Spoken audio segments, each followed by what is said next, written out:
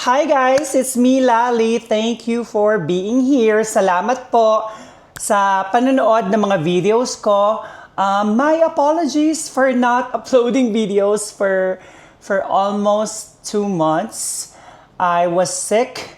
I had severe allergies from dust and pollen. I had asthma flares, you know. So if you can see my face still swollen because of the steroids I'm taking, but hopefully it will go away and hopefully I don't need to take steroids anymore because summertime, you know, it's less pollen and dust here in the desert in Las Vegas. And for all of you who've been with me from the start, from the beginning, thank you so much. I appreciate you guys. But I have an announcement to make. An exciting one.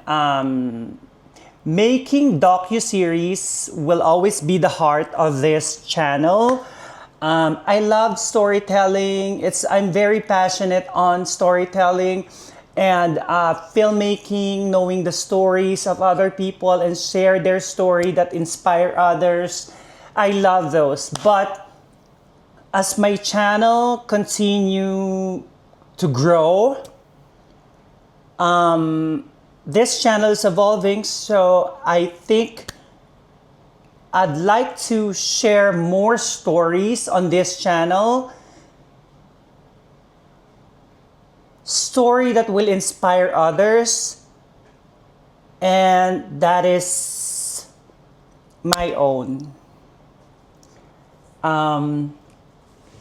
Yeah, from now on, you're gonna see me also another part of the channel about me exploring my lifestyle, travel adventure.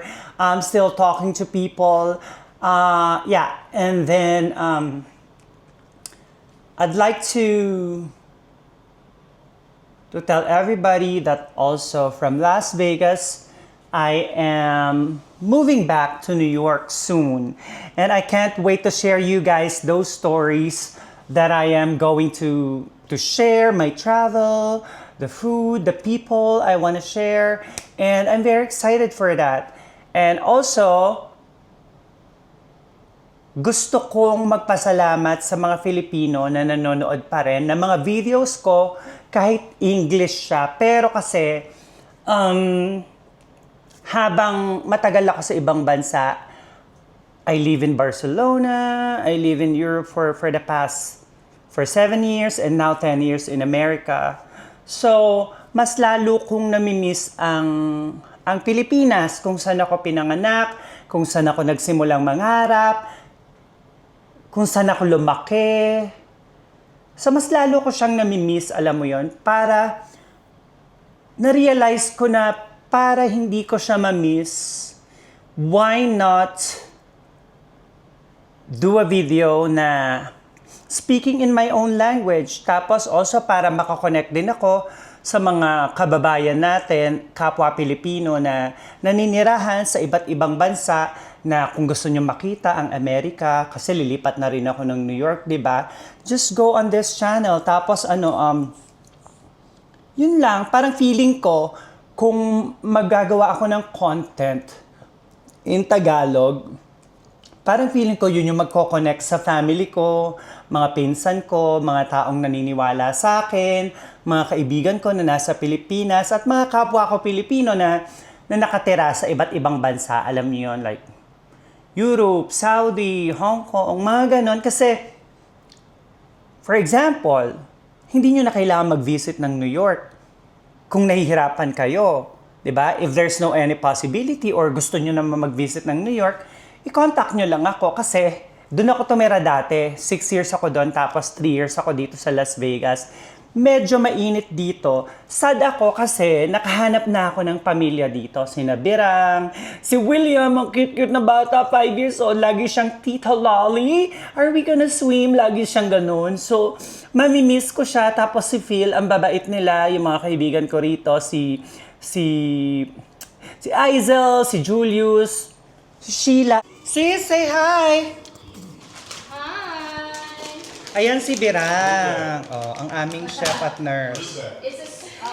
We're gonna make fish Fish balls, balls. kikiam, Sarap. and lobster ball. Lobster ball. Yes. Cool.